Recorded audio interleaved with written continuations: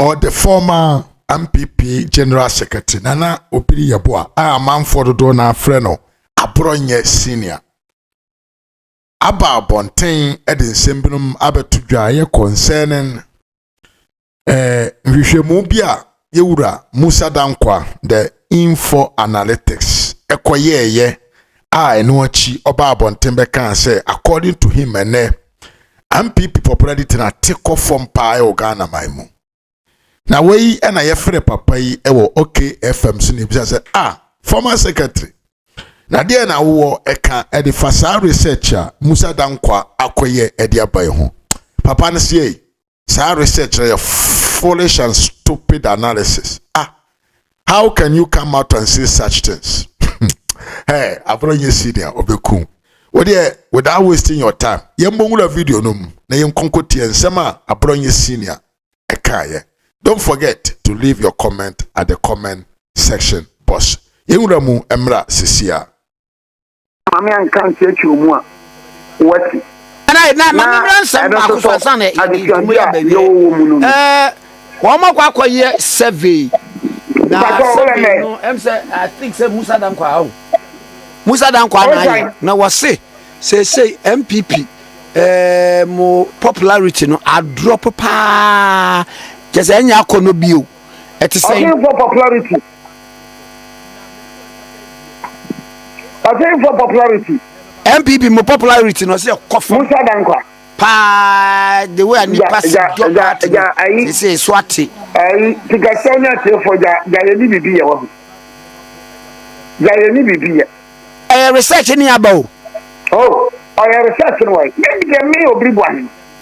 I don't pay attention to this type of you. I just said yeah, but I said every before the call akoto aba Musa Dankwa ka se ba omi aba wen no bibi sam si na wani ambre no wa nhwehwe awo do ko to Musa Dankwa well we are unim chama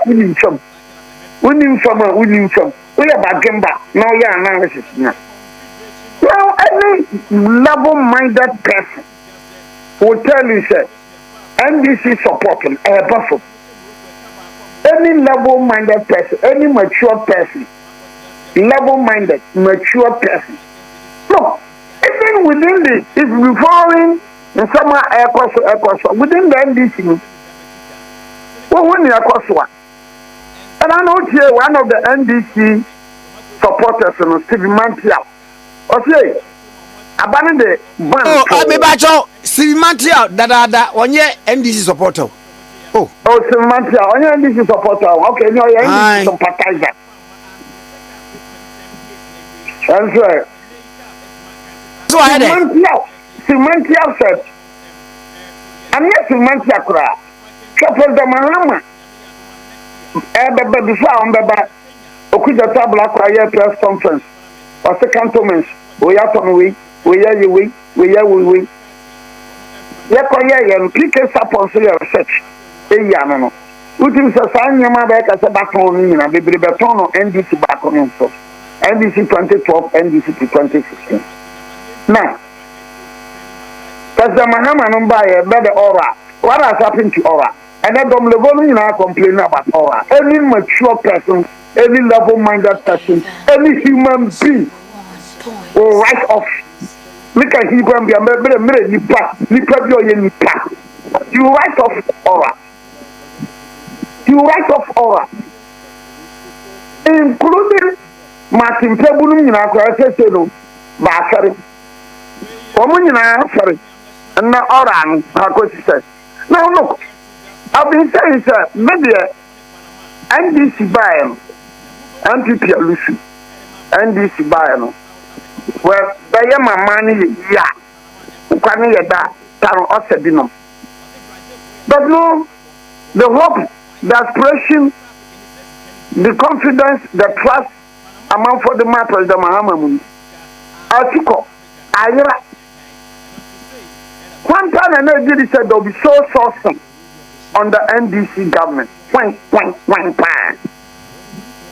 another a common phenomenon. So source. But the PR so source. And that I'm not permitting. I see roads and highways show source. President Mahama Pensupa, and this is some of show source. And this is some of mobile registration. Okay, registration of SIM card. And some judge in Adam Abanan Castle, the father Stubborn Academy. Okay, it's awesome. Tiopa. Okay, Stubborn Academy for. Nanamichi. And then the father of Stubborn Academy also the area registration. So the hope, the trust, the confidence people impose in this government. I come from Cabinet here, Kwakutia, or Ejoso Nano, NDC for Marco Bram, NHS office. Because people are crying. NDC need the friend of chairman. NDC need friend of chairman. Or well known on TikTok, social media. Chairman complaining. People are complaining. One time they did the set. NDC Baba Power, not deputy chief of staff, or in your company. You have a man of contract. Deputy chief of staff. Can you imagine, sir? So Yaku father now, no son watching, and Akufa Bujinapo. And some Mosomo Pens or Momo contract. Send Nipa Chrono, better a Jumano, near my contractor, media, some you from Sobia home. Oh, not so, I'm a young country, sir. Fawas Ali, and now, sir, Kalobonzi, a German bossman, and then Kaoni, your man in the company, our shareholder, or Sanya director, your man a contractor. Come correct, okay. But could the top black one, some George and Rebecca said, Ghana should come to a standstill. But more pens one, Nipa be an a wa bemu, Yenitria, Mumma baby. What's the other?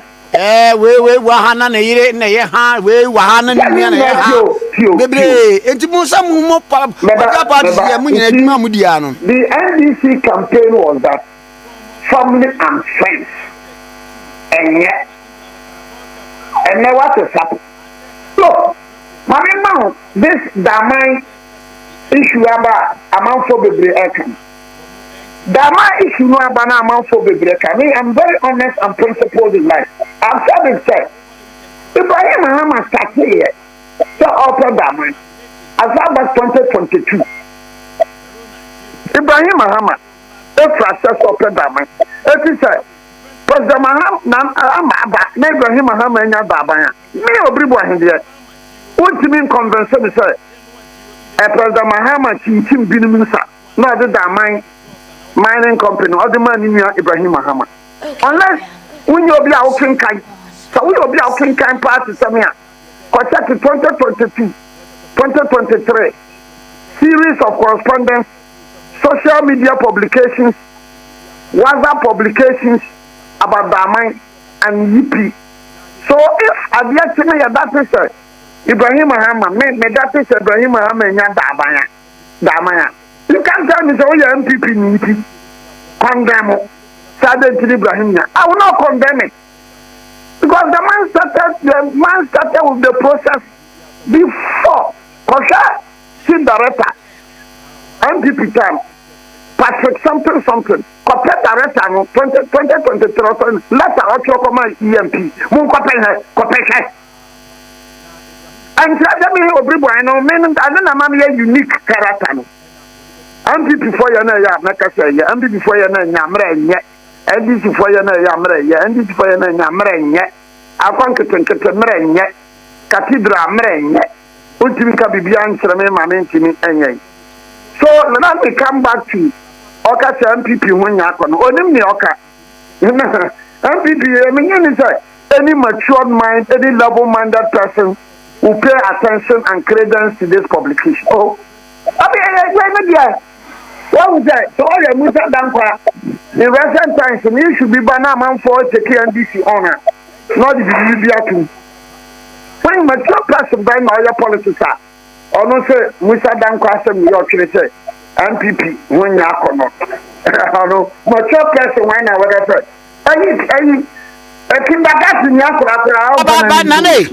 why do you rubbish it rather than say de waka no de banko adwindwin mu no mo ahwe se de waka no e bia na mtubo baabi na mu ba ameki amends na ma correct ni ma na baba wa ndi so baba ma bu abeso be complain sure no so be kasa no so tikake yan topic for be na yan discuss ni jai Musa Dankwa no na so na scenario was I don't need to waste my time na Musa Dankwa ewu se ko bi ya bia nko be gini ka o ya baba jama je so be ya no kan but I knew so baba be win I knew because my deep politics nature for 1992 I hear stronghold and so baba jama o say that the Christianity TV eventually baba jama win please yawo posters the nation in other yawo the nation in other actually ko si say etikafia ma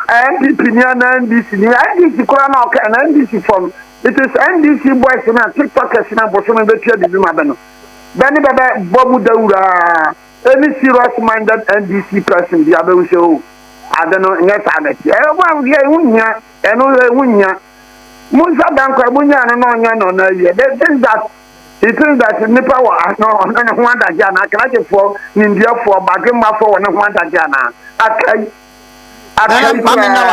wadauruma